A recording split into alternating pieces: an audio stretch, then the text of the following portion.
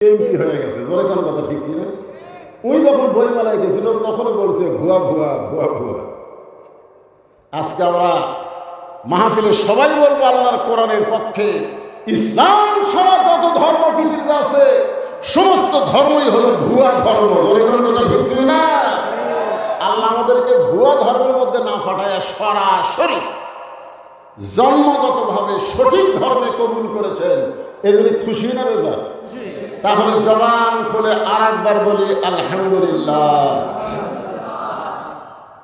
আল্লাহ আমাদেরকে বিশ্ব নবীর উম্মত হিসাবে কবুল করেছেন।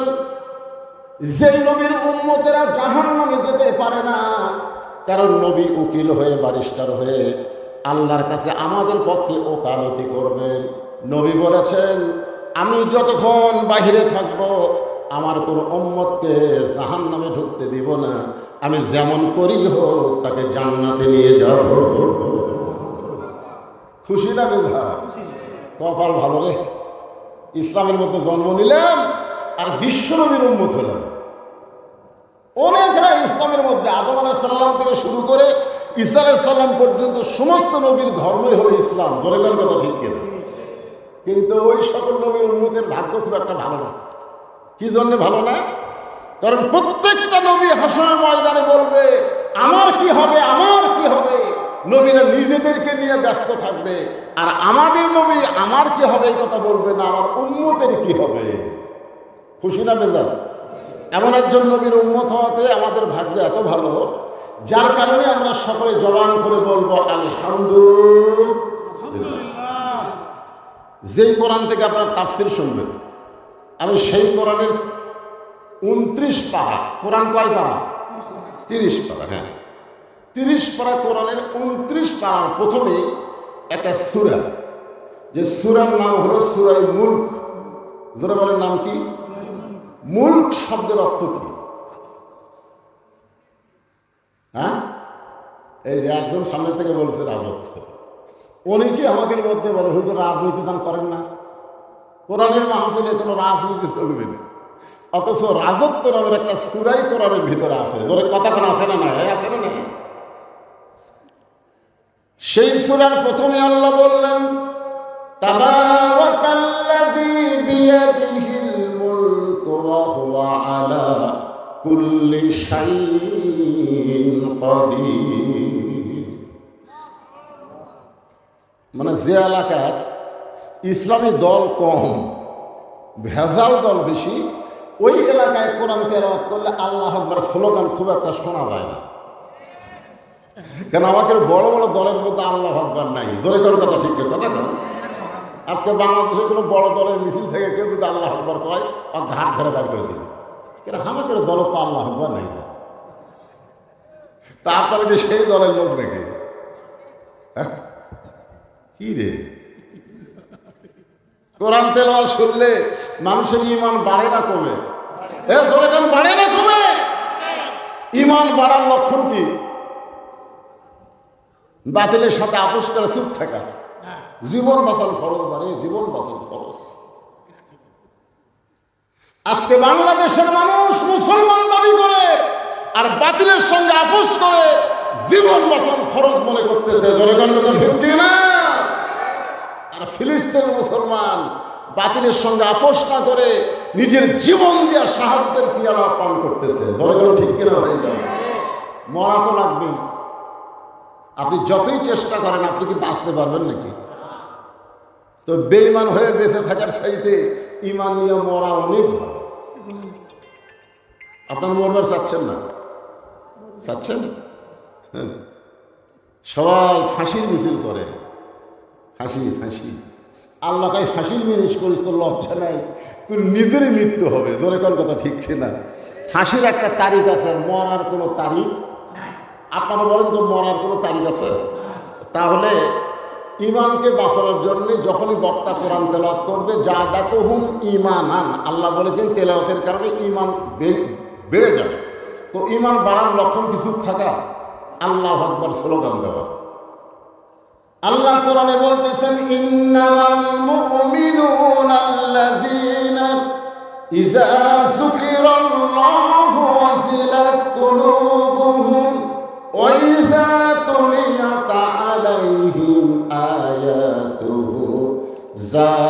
زادتهم إيمانا وعلى ربهم يتوكلون। এখন সূরা মুলকের 1 নম্বর আয়াতের অর্থ শোনেন, তারপরে তাফসীর হবে।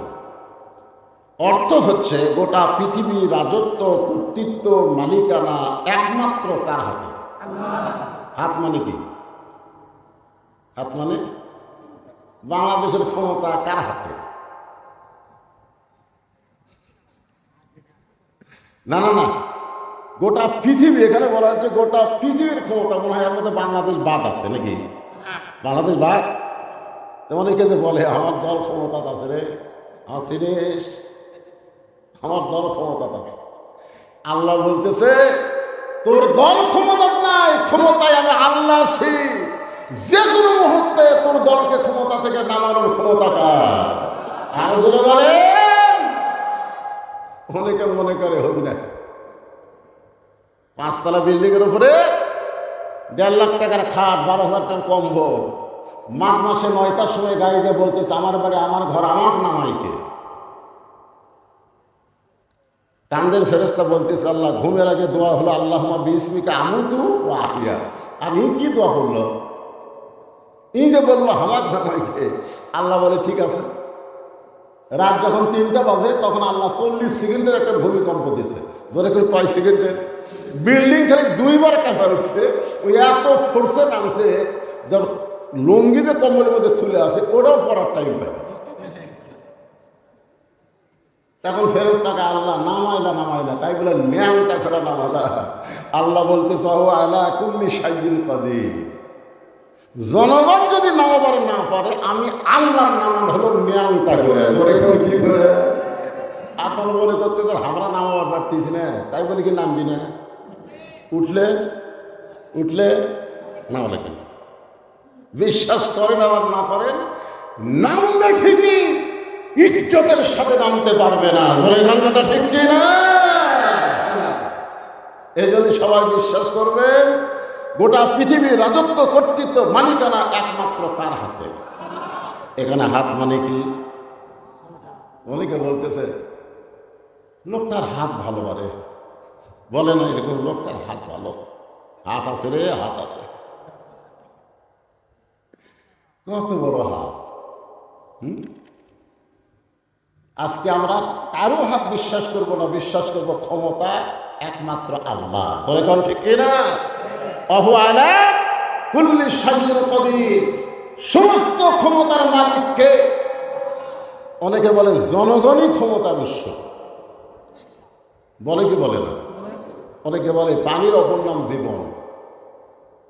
জনগণ যদি ক্ষমতার উৎস হয়, হঠাৎ ঝড় উঠলে জনগণ কুটি যায়। এ কথা কন না, কুটি যায়। তো ক্ষমতার উৎস জনগণ বাড়াও। কয়েকদিন আগে বরিশালে পাথর বৃষ্টি হলো, জনগণ কুটি গেল। মসজিদে গেলে তাও ভালো, মসজিদে গেছে। এই জন্য আজকে বিশ্বাস করতে হবে সমস্ত ক্ষমতার মালিককে। জনগণ ক্ষমতার মালিক না, পানির নাম জীবন না। কারণ যে ব্যক্তি সাঁতার জানে না, তার নৌকা যদি ডুবে যায়, আপনি যদি বলেন পানির অপর নাম জীবন ভাই, তখন কি বলবি? পাগলা হতে পেরে পানি খেয়ে মরে যাচ্ছে। জোরে কর কথা ঠিক কিনা? এরপর আল্লাহ বলতেছেন আল্লাযী, এই আয়াতটা খুবই মারাত্মক, খুব খেয়াল করে শুনবেন। আল্লাযী বিল হাক্কি বাশীরা ওয়া নাযীরা ওয়া দাঈয়ান ইলাল্লাহ বিইজনিহি ওয়া সিরাজাম মুনীরা। فقد قال الله تعالى في كلامه المجيد والفرقان الحميد। জবান খুলে সকলে পড়েন আউযু বিল্লাহি মিনাশ শাইতানির রাজিম।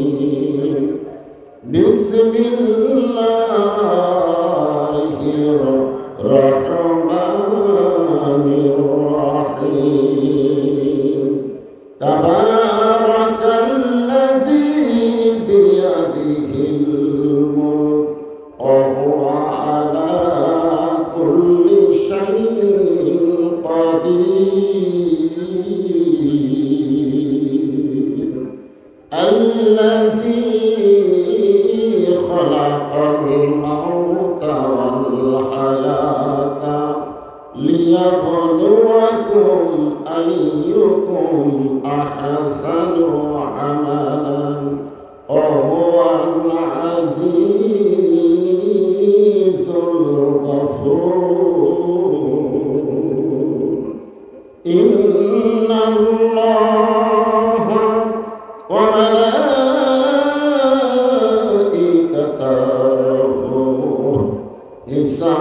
يصلون على النبي يا أيها الذين آمنوا صلوا عليه وسلموا تسليما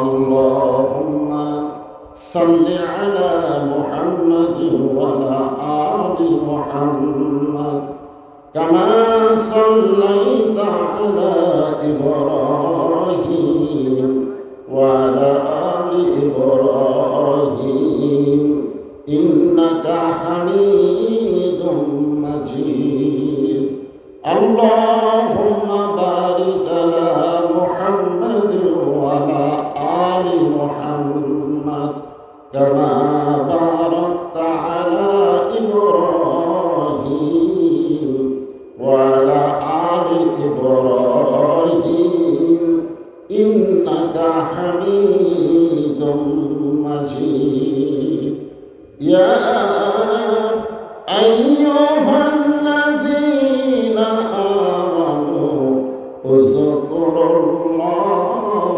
ذكرا كثيرا وسبحوه بكرة وأصيلا لا إله إلا الله আল্লাহর জিকির সকলেই করতে হবে। জিকির করতে শরম আছে? তাহলে জবান খুলে লা ইলাহা ইল্লাল্লাহ লা ইলাহা ইল্লাল্লাহ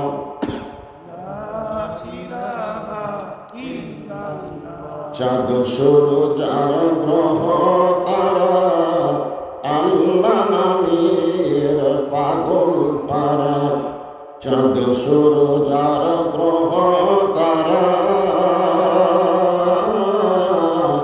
আল্লাহ নামের পাগল পারা আমার আল্লাহ নামের এতই দয়া আল্লাহ নামের এতই মায়া লুকিয়ে রাখছেন হে আল্লাহ লা ইলাহা ইল্লাল্লাহ লা ইলাহা লা ইলাহা সকলে জবান দিয়ে জিকির করেন। আল্লাহ রাসূল বলেছেন কোন ব্যক্তি সারা জীবন যদি পাপ করে আর মৃত্যুর সময় এই কলেমার জিকির করতে করতে যদি মারা যায়, শুধু কলেমার জিকির জবানে জারি রাখার কারণে আল্লাহ তার জীবনের সমস্ত গুনাহ মাফ করে দেন। আফজালুল জিকির লা ইলাহা ইল্লাল্লাহ, সবচাইতে উত্তম জিকির। এজন্য এই জিকির করার সময় জবান বন্ধ রাখা ঠিক না। যদি আল্লাহ মরার আগে জবান বন্ধ করে দেয় তখন অবস্থাটা কি হবে? এই জন্যে আমাদের জবানের জিকিরটা জারি রাখতে হবে। এই যে কোরআনের তাফসির শুনতে এসেছেন, সূরা ফাতিহার তাফসির করলো আমার ইসমাইল ভাই, ঠিক না? কোরআনের কোন জায়গায় আল্লাহ বলে নাই যে আমার নামাজ পড়ে আমি আল্লাহ তার নামাজ পড়ি, যে আমার রোজা করে আমি আল্লাহ তার রোজা করি। কিন্তু আল্লাহ বলেছেন যে আমার জিকির করে আমি আল্লাহ তার জিকির করি। ফাযকুরুনি আযকুরুকুম, কত বড় দামি কথা দেখছেন। আমরা জিকির করবো কাল আর আল্লাহ জিকির করবে আমাদের। এখন আপনার হয়তো অনেকে মনে মনে ভাবতেছেন যে আমরা আল্লাহ আল্লাহ জিকির করবো, আল্লাহকে বান্দা বান্দা জিকির করবে। এখানে জিকির শব্দের অর্থ খেয়াল করা লাগবে। জিকির শব্দের অর্থ হলো একমাত্র স্মরণ করতে হবে কাকে? আল্লাহকে। আল্লাহ ছাড়া অন্য কাউকে স্মরণ করে কোনো লাভ নেই। এই জন্য আমরা এই লা ইলাহা ইল্লাল্লাহর মধ্যে একমাত্র স্মরণ করতেছি কাকে? জোরে বলেন। এই জন্য সকলেই জবান খুলে, যারা দাঁড়িয়ে আছেন সকলে বসে, আর যারা বসে আছেন জমে জমে বসে আর জিকির করেন লা ইলাহা ইল্লাল্লাহ, লা ইলাহা ইল্লাল্লাহ, লা ইলাহা। পাহাড় পর্বত নদ নদী এ নামে গাহে নিরবধি। পাহাড় পর্বত নদ নদী এ নামে গাহে নিরবধি। আমার আল্লাহ নামের এতই মধু, আল্লাহ নামের এতই জাদু, লুকিয়ে রাখছেন হে আল্লাহ। লা ইলাহা ইল্লাল্লাহ, লা ইলাহা, লা ইলাহা ইল্লাল্লাহ মুহাম্মাদুর রাসূলুল্লাহ। সকলে এখন বলতে হবে সাল্লাল্লাহু আলাইহি ওয়াসাল্লাম। এখানে আপনারা একটা জিনিস খেয়াল করবেন, আমরা লা ইলাহা ইল্লাল্লাহ এটা কার জিকির? আর মুহাম্মদ রাসূলুল্লাহ কিন্তু জিকির না। হ্যাঁ, এটা জিকির। কেউ যদি সারা জীবন মোহাম্মদ রাসূলুল্লাহ করে একটা সওয়াব হবে না, কারণ জিকির একমাত্র কার? আল্লাহ ছাড়া অন্য কারো জিকির করা যাবে না। কিন্তু মোহাম্মদ রাসূলুল্লাহ যখন আমরা শুনবো বলবো, ওই সময় আমাদের আর একটা আমল করা লাগবে। সে আমলটা হলো সাল্লাল্লাহু আলাইহি ওয়াসাল্লাম। আপনি যখনই নবীর প্রতি দরুদ পড়লেন, মনে করেন যে আপনাদের এ জায়গায় দরুদ মনে আটকে আছে। কি আটকে আছে? আপনি যখনই দরুদ পড়লেন সঙ্গে সঙ্গে একদল ফেরেশতা আপনার মুখের দরুদগুলো রাসূলের রওজা মুবারক মদিনায় পৌঁছায় দিল। আপনারা সবাই মদিনায় যাওয়ার পারবেন তার কোনো গ্যারান্টি আছে? কিন্তু আমাদের দরুদগুলো মদিনায় চলে যাবে। এই জন্য যখনই নবীর নাম শুনবো অথবা বলবো, কেউ বলার আগেই বলতে হবে সাল্লাল্লাহু আলাইহি ওয়াসাল্লাম।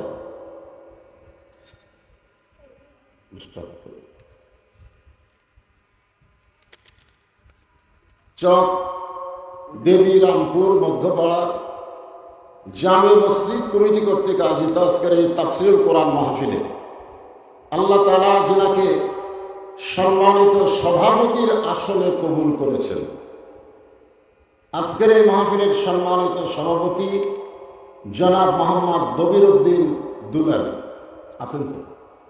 জি আলহামদুলিল্লাহ। আজকের এই মাহফিলের সম্মানিত সভাপতিকে অন্তরের অন্তঃস্থল থেকে আমি শুভেচ্ছা জ্ঞাপন করছি। সম্মানিত সহসভাপতি যিনাদের নাম রয়েছে সকলকে আন্তরিকভাবে শুভেচ্ছা জ্ঞাপন করছি। আজকের এই মাহফিলের সম্মানিত প্রধান অতিথি আপনাদের সম্মানিত এমপি সাহেব জনাব এস.এম. বুরহানুল সুলতান মাহমুদ, সকলে ডাক নাম বলে গামা। উনি রাষ্ট্রীয় কাজে মান্দাতে নেই, যার কারণে উনি মাহফিল উপস্থিত হতে পারেননি। আজকের এই মাহফিলের সম্মানিত বিশেষ অতিথিবৃন্দ, সম্মানিত সুধীজন, সকলকে অন্তরের অন্তঃস্থল থেকে আমি শুভেচ্ছা জ্ঞাপন করছি। আজকের এই মাহফিলে সম্মানিত ওলামায়ে কেরাম, আপনাদের মাঝে মাঝে যে সমস্ত আলেম ওলামা বসে আছেন, মঞ্চে উপবিষ্ট আছেন, মাগরিবের নামাজের পর থেকে এতক্ষণ পর্যন্ত কোরআন হাদিসের আলোকে অত্যন্ত গুরুত্বপূর্ণ আলোচনা করে আপনাদেরকে শোনালেন। আলেম ওলামা সহ আজকের এই মাহফিলের বক্তাগণকে অন্তরের অন্তঃস্থল থেকে আমি শুভেচ্ছা জ্ঞাপন করছি। এই মুহূর্তে আমার সামনে যারা বসে আছে, আপনাদের এলাকায় প্রচুর কাজ শুরু হয়েছে, বলে ঠিক কিনা? হ্যাঁ, আমি এই জন্য ঈশান নামাজের আগে এখানে এসেছি। আমি মনে করছি যে কাজ কাম যখন শুরু হয়ে গেছে বেশি রাত না করে অল্প রাতের মধ্যেই মাহফিলটা সমাপ্ত করা ভালো। এই নিয়তে কিন্তু আমি এসেছি ঈশান নামাজের আগে, মাগরিবের পর। তা আপনারা তো এই কাজ কামের সারাদিন ব্যস্ততা থাকার পরেও আরবের একটা ঘুম। আল্লাহ রাসূলকে যখন ওমর ফারুক জিজ্ঞাসা করলেন, ইয়া রাসূলুল্লাহ, 3 ওয়াক্ত নামাজ তাড়াতাড়ি, আসর মাগরিব আর এশা, তাড়াতাড়ি না? আসর হয়ে গেলেই মাগরিব, মাগরিব হয়ে গেলেই দেখবেন খালি তাড়াতাড়ি আসতেছে। কিন্তু 2 ওয়াক্ত নামাজ লম্বা কেন? এশা থেকে ফজর, ফজর থেকে জোহর, এই 2 ওয়াক্ত নামাজের সময় লম্বা না? বুঝতেছে না? মাঝখানে একটা গ্যাপ আছে। এটা কি কম না বেশি? আল্লাহ রাসূল বললেন, ফজরের নামাজের পর থেকে জোহর পর্যন্ত আল্লাহ লম্বা সময় দেওয়ার কারণ হলো মানুষ এই লম্বা সময়ের মধ্যে কাজ কাম করবে, চাকরি বাকরি করবে, ব্যবসা বাণিজ্য করবে। এইগুলো করতে গিয়ে তার দেহের যে ক্ষয় হবে, ব্রেনের যে ক্ষয় হবে, এই ক্ষয়টা পূরণের জন্য এশা থেকে ফজর পর্যন্ত আল্লাহ একটা লম্বা সময় দিয়ে দিছে। এই লম্বা সময় ওয়াজ শোনার জন্য না, ঘুম পড়ার জন্যে। ধরে কেন কি বলার জন্যে? কথা কয় না। ঘুম পারলেই ওই যে ক্ষয় হয়েছে, ওই ক্ষয়টা আল্লাহ ঘুমের মাধ্যমে পুরো করে দেবে। সুবহানাল্লাহ বলেন নাকি? নামাজ সাজানোর সাইজটা দেখছেন যে মসজিদের উন্নতি কল্পে মাহফিল, মসজিদের উদ্যোগে মাহফিল। মসজিদের উন্নতি বলতে আমরা বুঝি মসজিদকে সাইজ করা। আসলে মসজিদের উন্নতি বলতে মসজিদের কালেকশনের আগে মুসল্লি কালেকশন করা। ধরে গেল কথা ঠিক কিনা? এটা জুম্মার মুসল্লি না, 5 ওয়াক্ত নামাজের মুসল্লি। বিশেষ করে 2 ওয়াক্ত নামাজ জামাতে না পড়লে আপনি মুনাফিক হয়ে যাবেন। একটা হলো ঈশার নামাজ আর একটা হলো ফজরের নামাজ।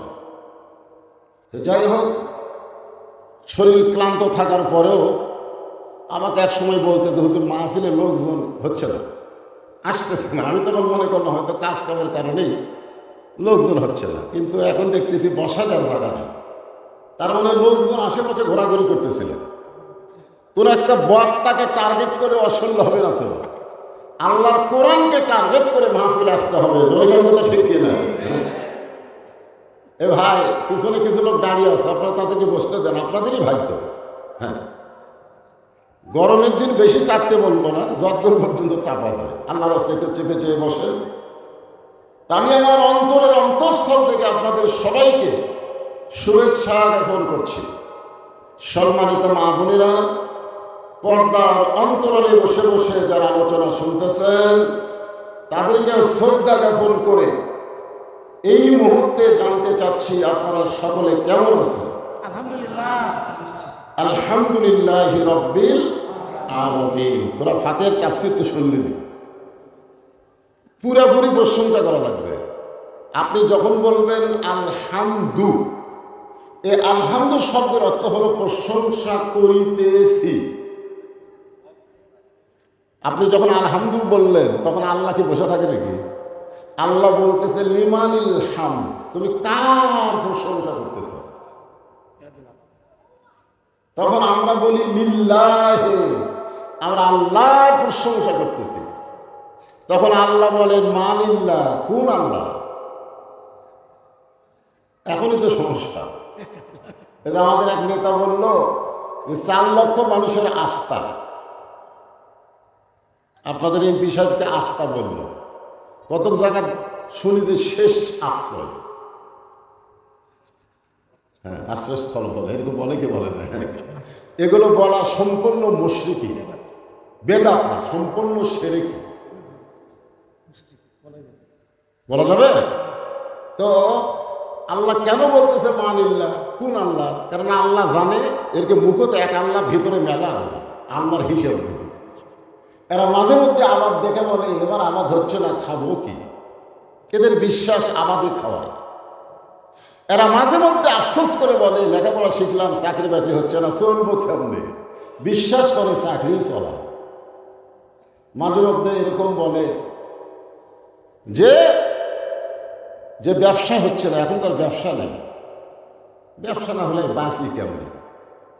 আপনারা বলেন তো, খাওয়ানোর মালিককে, চলানোর মালিককে, বাঁচানোর মালিককে? অনেক সময় কিন্তু আপনাদের মধ্যে কেউ কেউ বলে আল্লাহ লাগে হিল্লাও লাগে, বলে কি বলে না? আপনারা বলেন তো, আল্লাহ লাগে হিল্লা লাগে না? এই ভাই তোমরা ডানা না, বিরক্ত করো এমনি দুই ধারত দুটো দিয়ে এই জনগণ আমার ঠিক মতো দেখবারই পাচ্ছে না। ঠিক আছে, হ্যাঁ, একটু মনোযোগ দিয়ে শোনা লাগবে, তাহলে ইনশাল্লাহ দেখা তো যাবেই।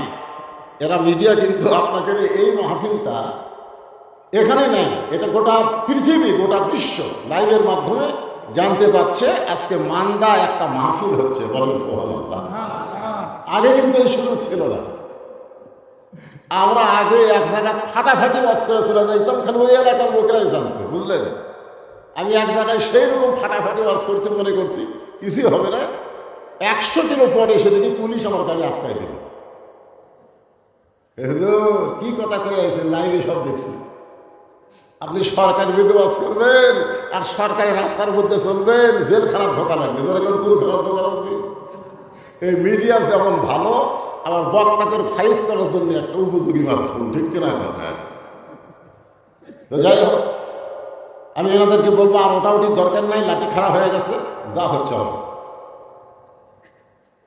আল্লাহ বলতেছেন কোন আল্লাহর প্রশংসা করো, সঙ্গে সঙ্গে আমরা বলবো রব্বিল আলামিন।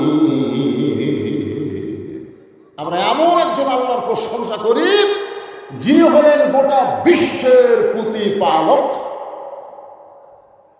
তাহলে আশ্রয়স্থল, শেষ ঠিকানা দুনিয়ার কোনো মানুষ হতে পারে না। দরকার কথা ঠিক। প্রশংসা হবে একমাত্র কার? প্রশংসার মধ্যে যদি আল্লাহর জায়গাতে অন্য একজনকে বসান তাহলে শিরক হবে। আল্লাহ সব গুনাহ মাফ করতে পারে, কিন্তু শিরকের গুনাহ আল্লাহ মাফ করবে না। দরকার কথা ঠিক কি না? আপনি সব গুনাহ আল্লাহ মাফ করতে পারে। আল্লাহ কোরআনে বলেছে ইচ্ছা করলে আমি সব গুনাহ মাফ করবো, কিন্তু আমার জায়গাতে অন্য একজনকে বসায়া মাফ হবে না।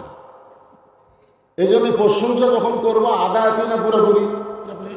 যে আল্লাহ শারীরিক সুস্থতা দান করে মানসিক প্রশান্তি লাভের জন্য আজকের জান্নাতের বাগানে কবুল করেছেন, আমরা সে আল্লাহর উপরে খুশি না বেজার? তাহলে জবান করে সমস্যারে সকলে বলবো রব্বানা লাকাল হামদ হামদান কাসীরান তাইয়িবান মুবারাকান ফীহি।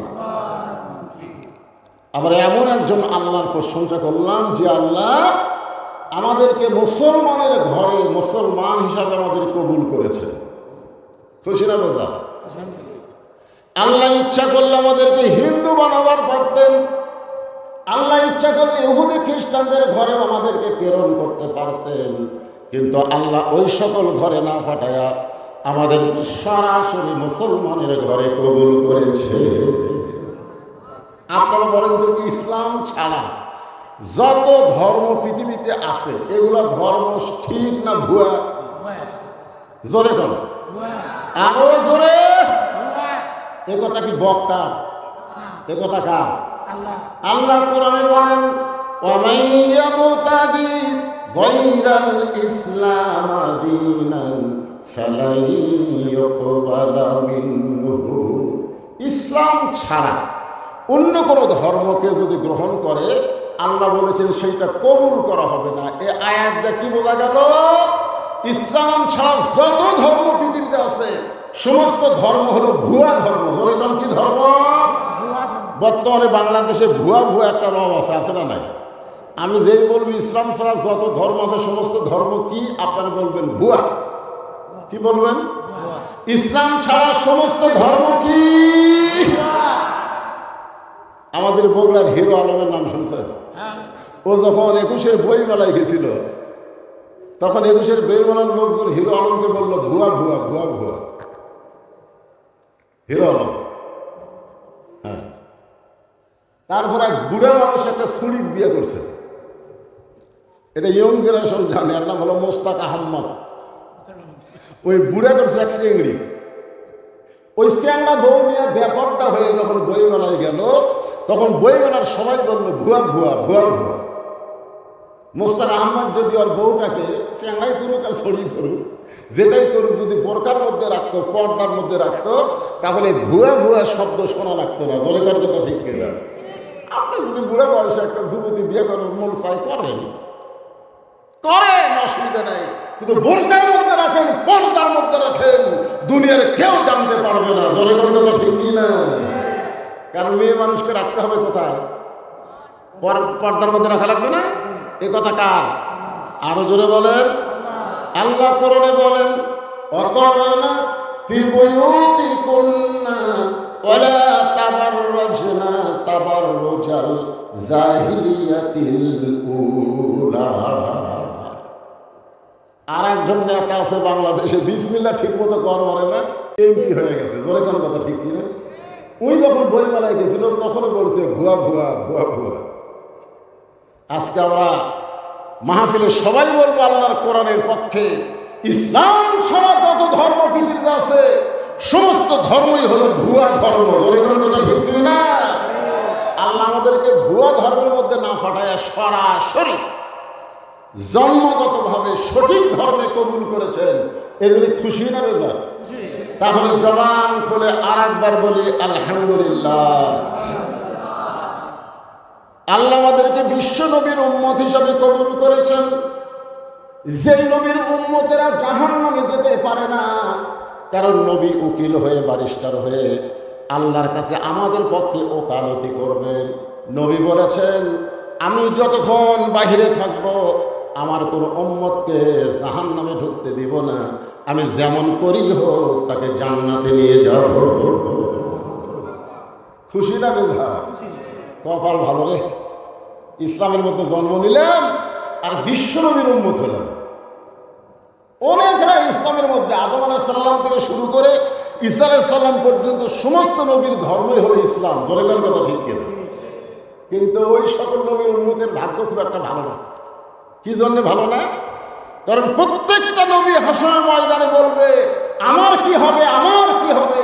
নবীরা নিজেদেরকে নিয়ে ব্যস্ত থাকবে, আর আমাদের নবী আমার কি হবে এই কথা বলবে না, আমার উম্মতের কি হবে। খুশি না বেজার? এমন একজন নবীর উম্মত হওয়াতে আমাদের ভাগ্য এত ভালো, যার কারণে আমরা সকলে জবান করে বলবো আলহামদুলিল্লাহ। যেই কোরআন থেকে আপনারা তাফসীর শুনবেন, আমি সেই কোরআনের 29 পারা, কোরআন কয় পারা? 30 পারা। হ্যাঁ, 30 পারা কোরআনের 29 পারা প্রথমে একটা সূরা, যে সূরার নাম হলো সূরা মুলক। যারা বলেন নাম কি? মুলক শব্দের অর্থ কি? হ্যাঁ, এই যে একজন সামনে থেকে বলছে রাজত্ব। অনেকে আমাকে মধ্যে বলে হুজুর রাজনীতি দান করেন না, কোরআনের মাহফিলে কোনো রাজনীতি চলবে না।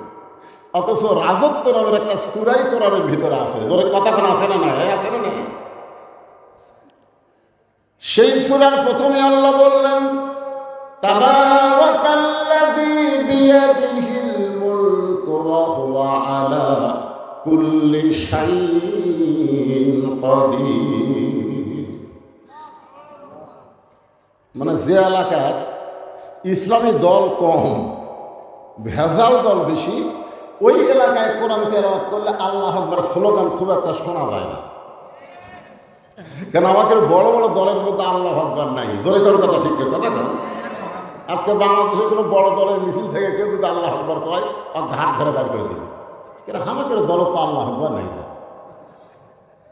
তারপরে কি সেই দলের লোক নাকি?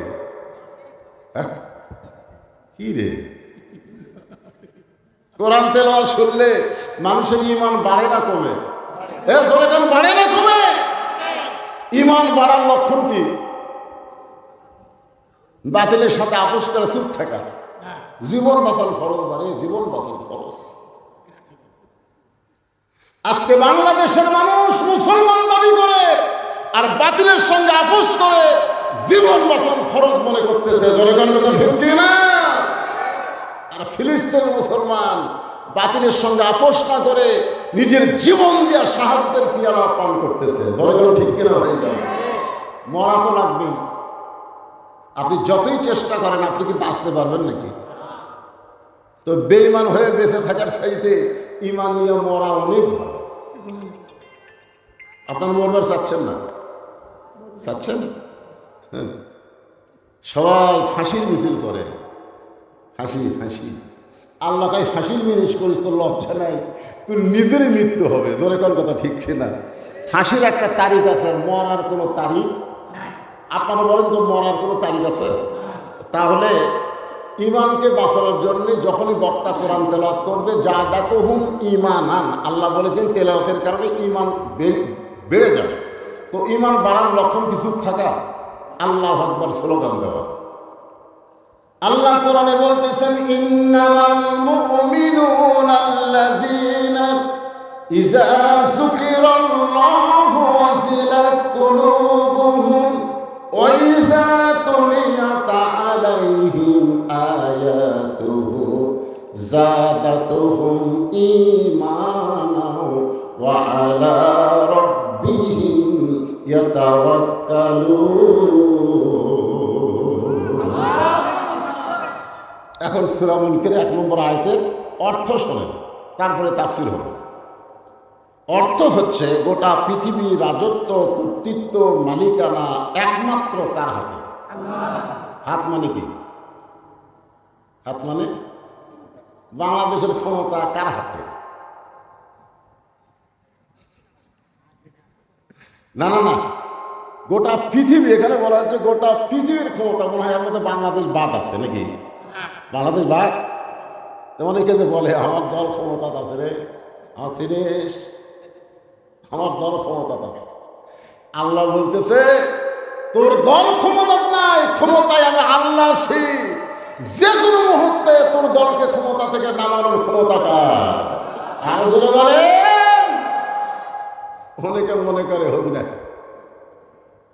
5 তলা বিল্ডিং এর উপরে 1.5 লাখ টাকার খাট, 12,000 টাকার কম্বল, মাঘ মাসে 9টার সময় গাড়িতে বলতেছে, আমার বাড়ি, আমার ঘর, আমার নামাইকে। কান্দের ফেরেশতা বলতেছে, আল্লাহ ঘুমের আগে দোয়া হলো আল্লাহুম্মা বিসমিকা আমুতু ওয়া আহইয়া। আর এই কি দোয়া করলো? এই যে বললো আমার নামাইকে। আল্লাহ বলে ঠিক আছে। রাত যখন 3টা বাজে তখন আল্লাহ 40 সেকেন্ডের একটা ভূমিকম্প দিয়েছে। ধরে করে কয় সেকেন্ডের? বিল্ডিং খালি 2বার কাঁপা উঠছে। ওই এত ফোর্সে নামছে, যার লুঙ্গি যে কম্বলের মধ্যে খুলে আছে ওটাও পড়ার টাইম পায়। তখন ফেরেশতাকে আল্লাহ নামাইলা, তাই বলে ন্যাংটা করে নামালা। আল্লাহ বলতে চাও, আলা কুল্লি শাইইন কাদির।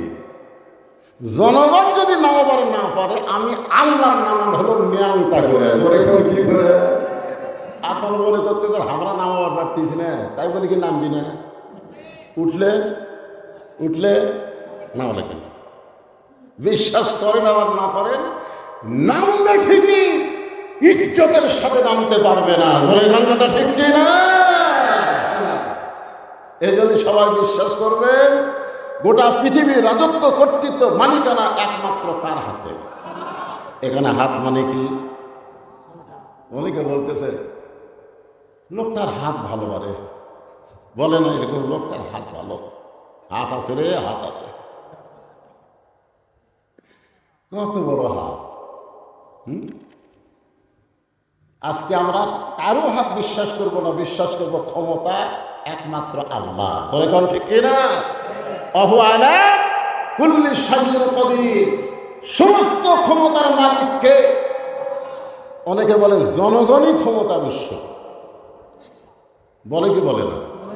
অনেকে বলে পানির অপর নাম জীবন। জনগণ যদি ক্ষমতার উৎস হয়, হঠাৎ ঝড় উঠলে জনগণ কুটি যায়। এ কথা বল না, কেন কুটি যায়? তো ক্ষমতার উৎস জনগণ, বাড়াও। কয়েকদিন আগে বরিশালে পাথর বৃষ্টি হলো, জনগণ কুটি গেল। মসজিদে গেলে তাও ভালো, মসজিদে গেছে। এই জন্য আজকে বিশ্বাস করতে হবে সমস্ত ক্ষমতার মালিককে। জনগণ ক্ষমতার মালিক না, পানির নাম জীবন না। কারণ যে ব্যক্তি সাঁতার জানে না, তার নৌকা যদি ডুবে যায়, আপনি যদি বলেন পানির অপর নাম জীবন ভাই, তখন কি বলবি? পাগলা হতে পেরে পানি খেয়ে মরে যাচ্ছে। জোরে কর কথা ঠিক কিনা? এরপর আল্লাহ বলতেছেন, আল্লাযী, এই আয়াতটা খুবই মারাত্মক, খুব খেয়াল করে শুনবেন। আল্লাযী খালাকাল মাউতা ওয়াল হায়াতা লিয়াবলুয়াকুম আইয়ুকুম আহসানু আমালান ওয়া হুয়াল আজিজুল গফুর। অর্থ শোনেন, আয়াতের অর্থ হচ্ছে মৃত্যু এবং হায়াতের স্রষ্টাকে কেউ মারতে পারবে না আল্লাহ যদি বাঁচায়। এ বিশ্বাস আছে? কেউ বাঁচাতে পারবে না আল্লাহ যদি মানে।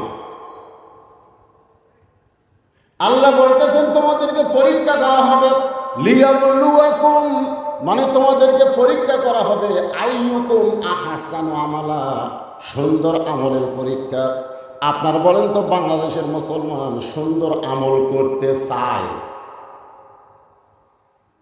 চায় না। সুন্দর আমল করতে চাই কি চায় না? জোরে কারণ চাই কি চায় না। কিন্তু সুন্দর আমল করার যে পরিবেশ, এই পরিবেশটাকে বাংলাদেশে আছে। আমি একটা যুক্তি দিলে আপনারা বুঝবেন। আচ্ছা মনে করেন হিন্দু জন্ম দিয়া তার সন্তানকে মুসলমানের বাড়িতে লালন পালন করতে দিছে, জন্ম দিছে কে? লালন পালন করতেছে মুসলমান। 10 বছর পরে হিন্দু তার সন্তানকে ফেরত নিছে। এখন আপনারা বলেন তো ওই সন্তান ভগবান কবে না আল্লাহ কবে? আর মুসলমান জন্ম দিয়া হিন্দুর বাড়িতে লালন পালন করতে দিছে, 10 বছর পরে মুসলমান তার সন্তানকে ফেরত দিছে। আপনারা বলেন তো সন্তান আল্লাহ কবে না ভগবান কবে? আমার কথা বুঝতে পারলেন না? কি বলবে? তাহলে এখানে আপনারা কি বুঝলেন? জন্ম দিলেই হিন্দু মুসলমান হয় না। হিন্দু মুসলমানকে তৈরি করতে গেলে একটা পরিবেশ লাগে।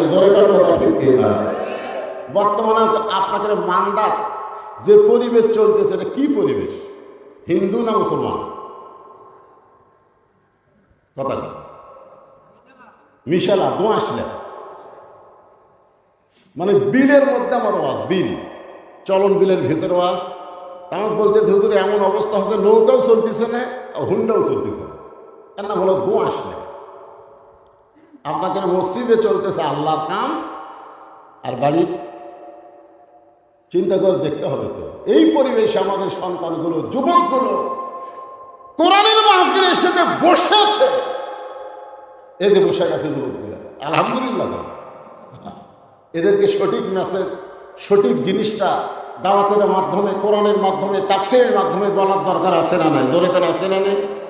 হ্যাঁ, এই জন্য একটু মনোযোগ দিয়ে শোনা লাগবে।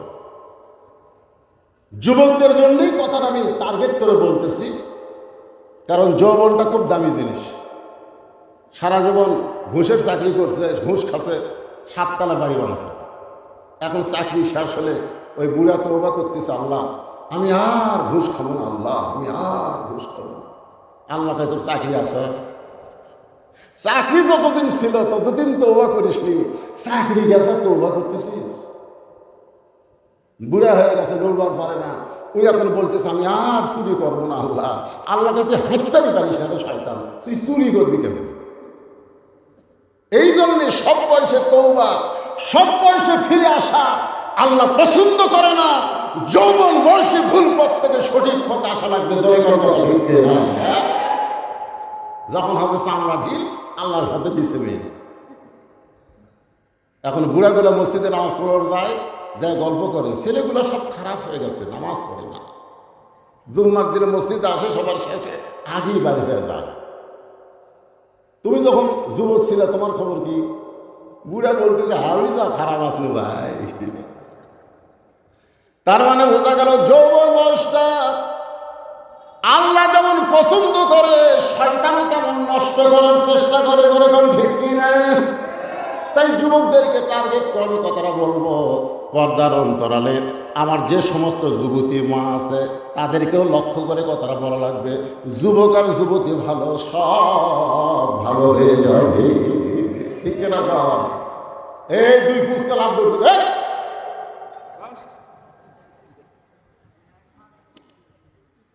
এই বয়সটা হলো নষ্ট করার বয়স। সেদিন তো রাসূল বলেছে 7 বছর থেকে, কয় বছর? 7 বছরের তালিম দেবে। 7 বছরে কিসের তালিম দেবে? নামাজের তালিম দাও। আর 10 বছর থেকে পড়বার না পারলে ঘাড় ধরে ওর বয়স কত? দুটার বয়স কত? এখনই তালিম দেওয়া লাগবে, ওদেরকে উঠতে দেওয়া যাবে না। জোরে কোন কথা ঠিক করে বলেন। ওরা বাইরে যায় কি করবে রাত 11টার সময়? এই তুই বুঝকে তোরা উঠছি, তোরা বাইরে যায় কি করবি রে? হ্যাঁ, খুব খেয়াল করবেন। তাহলে সুন্দর আমল আমরা করতে চাই, সুন্দর আমল করতে একটা পরিবেশ লাগবে। সেই পরিবেশ আমাদের বাংলাদেশত। আপনারা শূন্যস্থান পূরণ করেন না কেন? আমি যখন থামবো পরকার কথা আপনারা বলবেন। সেই পরিবেশ আমাদের বাংলাদেশে নাই। এখন এই পরিবেশ যদি তৈরি করবার চাই, তাহলে ডক্টর কামালের সংবিধান দেওয়া হবে না। ডক্টর কামালের সংবিধান দিয়া বাংলাদেশে জালেম বাড়তেছে, জুলুম বাড়তেছে, আর ভালো মানুষগুলো নির্যাতন হচ্ছে। বিচারের নামে অবিচার চলতেছে, ঠিক কিনা বলেন? আলেমদেরকে কোর্ট কাছারিতে বেশি ঘুরতে হচ্ছে, আর চোর ডাকাত যারা খালি মশান মারতেছে। মসজিদের দরজায় 2 চোর দাঁড়ায় বলতেছে, ভালো জুতাগুলো সব ভিতরে গেছে রে। হায় হায়, আমাকে ভয়ে একটা জোড়াও জুতা ভালো না। 2 চোর মশান মারতেছে। কি হলো? আচ্ছা পড়ুক। 2 চোর মশান মারতেছে যে আমাকে ভয়ে সব ভালো জুতা মসজিদের মধ্যে ঢুকছে। ভালো মানুষ হলো 500 জন, চোর হলো কয়টা? 2 জনে মশান মারতেছে আমাকে ভয়ে। আসলেই তাই। আপনার জুতা কার ভয়ে ভিতরে লেগে গেছে? মানুষের আইন যখন সমাজে চলবে, তখন চোর ডাকাতের মশান বাড়বে। জোরে করার কথা ঠিক। আর আল্লাহর কোরআনের আইন যখন সমাজে চালু হবে, গোটা সমাজে অনুবীক্ষণ যন্ত্র দিয়ে চোর খুঁজে পাওয়া যাবে না। তাহলে আপনারা কেন কোরআনের ওয়াজ শুনবেন না এই কোরআনকে গ্রহণ করার চেষ্টা করবেন? কেন বা তুই এত ঘন ঘন এসেছি? দাঁড়া, কি সমস্যা? কি ও তুই প্রজেক্টর চালাচ্ছ? আচ্ছা ঠিক আছে। হ্যাঁ, প্রজেক্টরের মাধ্যমে মেয়েরা দেখতেছে, বুঝছেন না? আর আবার খালি শোনাতে খুশি লাগতে দেখতে পারো। এক জায়গায় প্রজেক্টর দেয়নি, মেয়েরা সেই গরম টেকালি বেড়া আসিস তো। যাই হোক, মাইকটা আমি পাশে একটা ওয়াজ করছিলাম, বাড়িল্লা। এই মাইকের কারণে আমি সেদিন কি বলতেছি জনগণ বুঝতে না, মানে বক্তার শ্রোতার মধ্যে একটা গ্যাপ হয়ে গেল এই মাইকের কারণে। আজ থেকে আমার কথা আপনার বুঝতে পারতেছেন? আচ্ছা আলহামদুলিল্লাহ। তো বলতেছি সিয়ানি সিরিজান করে। হ্যাঁ, বেশি সাউন্ড লাগবে না তো, শ্রোতারা যেন আমার কথাটা বুঝবার পারে। কারণ সূরা মুলকের 2টা আয়াত নিয়ে আপনাদের সামনে আলোচনা হবে। হ্যাঁ, তাহলে আপনারা কি বুঝলেন? পরিবেশ যদি ভালো করতে চাই, মানুষের আইন দেওয়া হবে না, আইন লাগবে কার? আপনারা বলেন তো, এই কোরআন খালি তেলাওয়াতের কিতাব না আইনের কিতাব? কিসের কিতাব? আইনের কিতাব। এই কিতাবটা কেমন? এই কিতাবটা কেমন এইটা আপনাদেরকে সরাসরি দেখানোর জন্য সূরা মুলকের 2টা আয়াত আপনাদের সামনে তেলাওয়াত করতেছি। কারণ সারা জীবন শুধু কোরআন শুনলে হবে না, বাস্তবে আল্লাহর কোরআন আমাকে দেখা লাগবে। দেখার দরকার আছে না?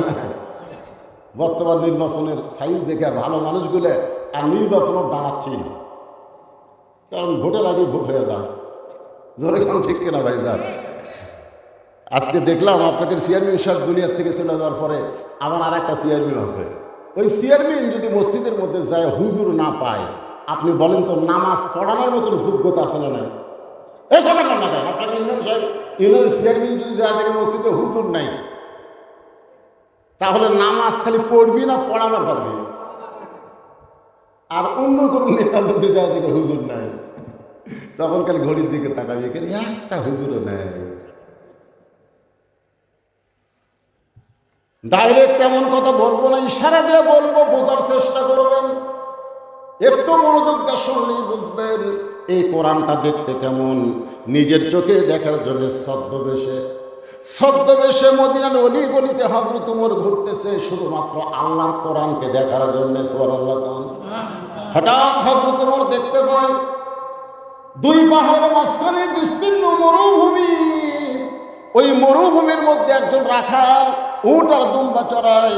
হযরত ওমর আল্লাহর কোরআনকে দেখার জন্য রাখালকে সালাম দিলেন, আসসালামু আলাইকুম রাখাল ভাই, আমার পেটে ক্ষুধা লাগছে, আমি উটের এক পেয়ালা দুধ চাই।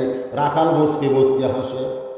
ওমর ফারুক বলে, রাখাল আমি তোমাকে সালাম দিলাম, উটের এক পেয়ালা দুধ চাইলাম, তুমি উত্তরও দিলা না, আবার দুধ দিবা কেন সেটাও বলো না, তুমি মুচকি মুচকি হাসো, কারণ কি? রাখাল বলে, পথিক রে, তুমি আমাকে সালাম দিলি, সালামের উত্তর দিব না, উটের দুধ তো দূরের কথা। ওমর ফারুক বললেন, আমার অপরাধ কি? রাখাল বলে, তোমার অপরাধ হলো আগে তোমার পরিচয় দিতে হবে। ভোটের আগে তুই ফকিরকেও সালাম দাও, দেয় না? যখন দেয় না, আমার এলাকার এক নেতা ড্রাইভারকে বলতেছে গাড়ি থামা, তো ড্রাইভার বলতেছে স্যার কোনো মানুষজন তো নাই, গাড়ি থামাবো কেন? গাড়ি ওই যে আসতেছে, তাহলে ভিক্ষা করে খান। নেতা বলতেছে ভোটের আগে থামা। ভোটের আগে নেতারা প্রত্যেকটা মাহফিলে যায়, ভোট পায় নেতা হয়ে গেলে ওই নেতারা আর দেখা করে না। ধরে কথা বল না কেন? গাড়ির থেকে নামে ফকিরকে সালাম দিচ্ছে, সালাম করুন, চাচা কেমন আছেন? ফকির খেলে 4 টাকা থাক, সালাম দিলা বাবা, কাক নাক দিলাম, কেন ভিক্ষা করে খায়? তাই ভোটের আগে আপনিও জাহান হতেন। এই জন্য হযরত ওমরকে রাখাল বলতেছে, তোমার সালামের উত্তর দিব না, উটের দুধ দেওয়ার তো প্রশ্নই ওঠে না, আগে জানতে হবে তোমার পরিচয় কি। ওমর ফারুক বললেন, রাখাল আমার পরিচয়। হঠাৎ আল্লাহর কোরআন সামনে এসে বলতেছে, ওমর রাখাল যখন তোমার পরিচয় চাইছে, তুমি আসল পরিচয় দাও, ভেজাল পরিচয় হবে না। মৌলানা বজলুল রশিদ এরা হলো ভেজাল পরিচয়, এমপি সাহেব ভেজাল পরিচয়, প্রধানমন্ত্রী ভেজাল পরিচয়, সভাপতি হলো ভেজাল পরিচয়। আসল পরিচয় হলো মিল্লাতা আবিকুম ইব্রাহিম হুয়া সাম্মাকুমুল মুসলিমিন।